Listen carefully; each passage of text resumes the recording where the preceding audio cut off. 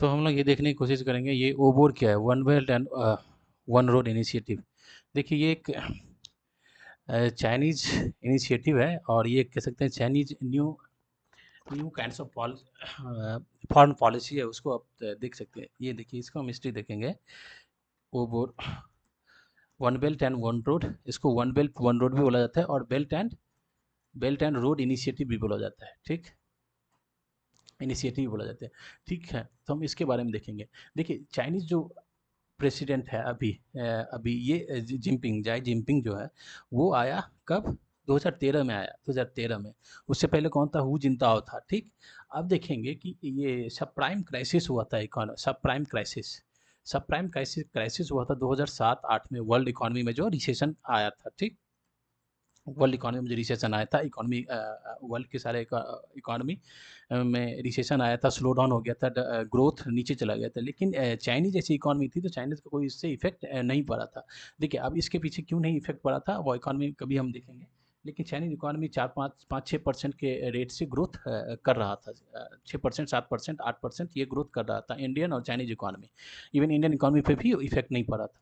तो Chinese economy जो है ये 2010 में ये सेकंड लार्जेस्ट इकोनॉमी बन गया था, सेकंड लार्जेस्ट इकोनॉमी। लगभग 10 ट्रिलियन की इकोनॉमी चाइनीज इकोनॉमी बन गई थी, ये आपका 2010 में ही बन गई थी। ठीक, और उसके बाद 2013 में कौन आ गया, जिनपिंग आ गया। ठीक, अब दो बात यहाँ पे आप ध्यान रखेंगे चाइनीज इकोनॉमी के बारे में और ये जिनपिंग का आने के बारे में। एक ये सब प्राइम क्राइसिस के बारे में इसीलिए हम इसको बता रहे हैं क्योंकि सब प्राइम क्राइसिस से वर्ल्ड में बहुत सारे कंट्री इफेक्टेड हुए। किस किस रूप में इफेक्टेड हुए, इकानमी के फ्रंट पे बहुत ज़्यादा इफेक्टेड हो गए। तो उसको इकानमी पे फ्रंट पे इफेक्टेड हो गए तो उसे वर्ल्ड में अब हेल्प की ज़रूरत थी। हेल्प किस टाइप से, भाई इन्वेस्टमेंट आए जिससे उसकी कंट्री की ग्रोथ को पटरी पर लाया जाए, जीडीपी ग्रोथ हो, ट्रेड बढ़े, जॉब क्रिएशन हो, ये सब काम होना ज़रूरी था हर एक कंट्री के लिए जो भी इफेक्टेड था इससे। तो जो जिनपिंग आया, जिनपिंग को आप जब देखेंगे तो जिनपिंग माओ जो माओ तुंग था, जो कि चाइना रिपब्लिक ऑफ चाइना जो चाइनीज़ का फाउंडर था, उसके बारे में देख सकते हैं। और माओ जेडोंग जो आया, माओ जेडोंग और ये उसी को माओ जेडोंग बोला जाता है। डेंग जियोपिंग। ठीक, डेंग जियोपिंग, माओ जेडोंग और तीसरा ये जाई जिनपिंग। ठीक, तो ये तीनों जो है ना, सो वो चाइनीज़ को बहुत ऊपर ले जाने के लिए अपने पूरे एफर्ट लगाए थे। ये दोनों पहले लगाए थे और जिनपिंग ने अभी स्टार्ट किया है। क्योंकि यदि आप चाइना को देखेंगे तो चाइनीज़ जो सिविलाइजेशन है बहुत ओल्ड सिविलाइजेशन है। जैसे इंडियन का जो सिविलाइजेशन है, हमारा जो सिविलाइजेशन है वो बहुत पुरातन सिविलाइजेशन, बहुत सनातन सिविलाइजेशन है। उसी तरह से चाइनीज़ सिविलाइजेशन देखेंगे तो बहुत बड़ी बहुत पुरानी सिविलाइजेशन, 4-5 सालों का हिस्ट्री है इसका। ठीक, लेकिन यदि आप हिस्ट्री का इसका पूरे उठा देखेंगे तो चाइना के ऊपर बहुत ज़्यादा एग्रेशन, बहुत ज़्यादा अटैक होता रहा। चाहे मंगोल के टाइम में मंगोल ने किया था। ठीक, मंगोल का अटैक होता रहा। अब फिर सेंट्रल एशिया से भी अटैक होता रहा। जो चाइना का, यदि आप जिनजियांग प्रोविंस को देखते हैं जिसमें कि आप उइगर मुस्लिम के बारे में जानते हैं, वो उइगर मुस्लिम कौन है, वो टर्क हैं, टर्की है, वो टर्की से आए हुए हैं। तो ऑटोमन का भी पार्ट या सेंट्रल एशिया से भी बहुत यहाँ पे अटैक होता रहा। तो चाइनीज का जो हिस्ट्री रहा है वो हमेशा अटैक से रहा है। और चाइनीज़ का जो एक पहले का जो एक टाइम था जिसमें कि चाइनीज़ का जो इकोनॉमी था वर्ल्ड में one of the best economy था इंडियन इकोनॉमी और चाइनीज़ इकोनॉमी। ठीक, ये वर्ल्ड के लगभग मतलब 50% प्लस, मतलब 60-70% भारत और चाइना मिलके वर्ल्ड के इकोनॉमी कंट्रोल करता था। तो चाइनीज़ इकोनॉमी में चाइना का, आप एक सिल्क रूट के बारे में नाम सुनते होंगे। सिल्क रूट जो था वो चाइनीज़ को आप देखेंगे, ये हो गया चाइना, यहाँ से स्टार्ट होता है, ये पूरे सेंट्रल एशिया और पूरा इधर यूरोप तक, ईस्टर्न यूरोप में बेजेंटाइन एम्पायर जो था वहाँ तक जाता था, रोमन तक जाता था इस रूट से। और चाइनीज इकोनॉमी बहुत प्रॉस्परस था। ठीक, तो जिनपिंग का ये है कि तो भाई चाइना का जिस तरह से एंशियंट टाइम में जिस तरह से चाइना का स्ट्रेंथ रहा है और चाइना का जिस तरह से वर्ल्ड में एक तरह से अच्छा पोजीशन रहा है, उसी को फिर से लाने का उसका एक सपना है। ठीक, उसी सब को देखते हुए उन्होंने ये ओबोर कॉन्सेप्ट लेके आया, वन बेल्ट वन रूट।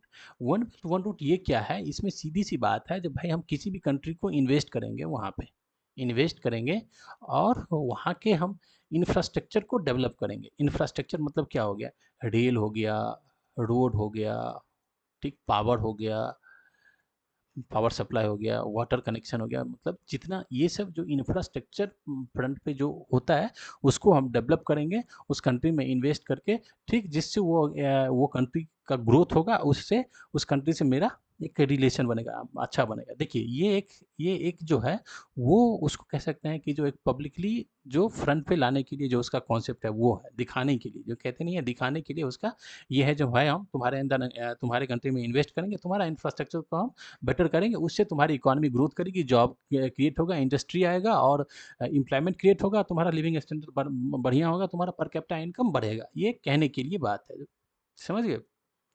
लेकिन चाइनीज़ का जो मेन इसके पीछे का जो रीजन ये है कि जो अमेरिकन हेजेमनी है या अमेरिकन कंट्रोल वर्ल्ड है, या जिसको कह सकते हैं कि यूनिपोलर वर्ल्ड है, उसमें हम बाइपोलर इसको बनाए या मल्टीपोलर बनाए, बाइपोलर बनाए, और वो ये दिखाना चाहता है जो भाई अमेरिकन को कोई भी काउंटर कर सकता है तो हम हैं काउंटर करने के लिए, क्योंकि we are the capable economy, we are the second largest economy, हम इकोनॉमिकली बहुत स्ट्रांग है, मिलिट्री में भी हम स्ट्रांग है, वो दिखाना चाहता है हम अमेरिकन को काउंटर कर सकते हैं हर एक फ्रंट पे, ठीक।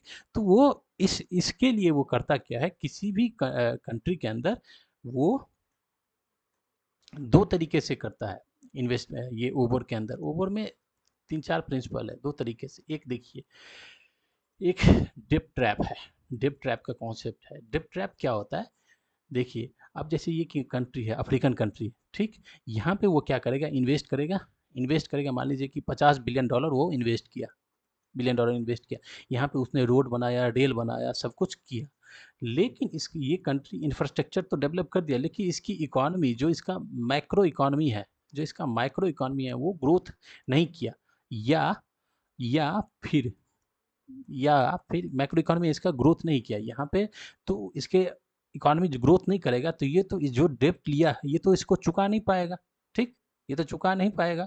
अब जब ये वापस नहीं कर पाएगा तो अब चाइना क्या करेगा, बोलेगा भाई तुम्हारे पास क्या है, मिनरल है, कोल है, ठीक, क्या है, और क्या क्रिटिकल मिनरल है, क्रिटिकल मिनरल जैसे कोबाल्ट, सिलिकॉन, ये सब है, चलो ठीक है, कोई नहीं, ये हमें दे दो, ठीक।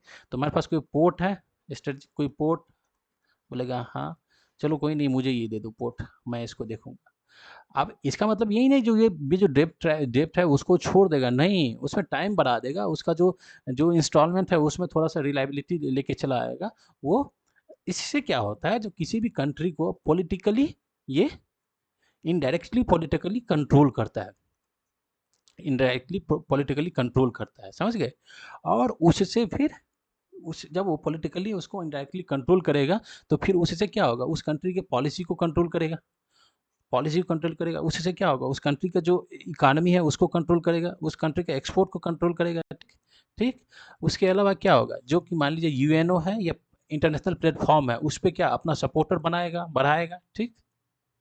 और उससे इससे क्या होगा, ये तो इतना हो गया, इससे और तीसरा क्या है, यदि ये इन्वेस्टमेंट बाहर कर रहा है, तो यहाँ पे यदि रेल रोड या जो इंफ्रास्ट्रक्चर को डेवलप कर रहा है, उसमें जो भी इनपुट लगेगा वो भी वो अपने यहाँ का ही लेके आएगा। मान लीजिए यहाँ पे लेबर की जरूरत पड़ेगी, तो वहाँ के लोकल को नहीं इन्वॉल्व नहीं करता है, क्योंकि चाइना का पॉपुलेशन भी है, तो उसको जॉब भी देना है, तो उसको जॉब देने के लिए क्या करता है कि वहीं से लेबर लेके आता है, वहीं से इंजीनियर लेके आएगा, वहीं से इंफ्रास्ट्रक्चर का जो भी इक्विपमेंट्स होता है वो लेके आता है, सब कुछ लेके आता है, तो वो अपने यहाँ का, इसको क्या कर सकते हैं, मतलब टू वे उसका पॉलिसी है, अपने यहाँ वो जॉब भी क्रिएट करता है, और दूसरा किसी भी कंट्री के politically control, indirect new colonisation भी इसको कह सकते हैं, इसको कह सकते हैं, डेप ट्रैप भी इसको कह सकते हैं, जैसे कि समझ गए, यही एक ओवर है।